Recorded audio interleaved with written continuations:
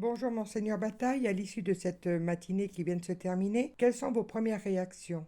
Donc je suis heureux qu'on puisse avoir une journée comme ça. Je pense qu'il y a deux choses importantes. La première, c'est que le rapport à la mort évolue beaucoup dans notre société.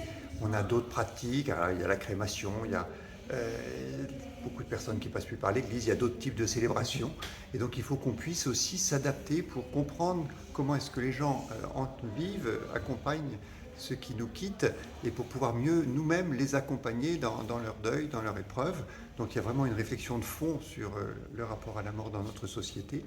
Et puis par ailleurs, on est sur une nouvelle approche pastorale où avant on était dans un contexte globalement chrétien et le deuil et les funérailles faisaient partie de ces étapes de la vie. Aujourd'hui, dans les familles qu'on accueille, beaucoup peuvent être très éloignés de la foi.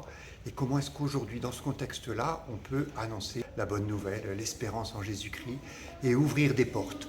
À la fois être une oreille qui écoute, voilà, accompagner un moment bien particulier, mais souvent ça réveille des questions beaucoup plus profondes.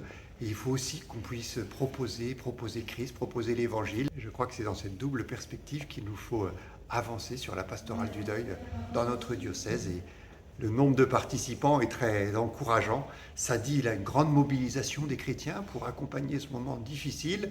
Et puis, ça dit aussi qu'on a sans cesse besoin de se former pour saisir les nouveaux enjeux et y répondre d'une manière appropriée. Merci.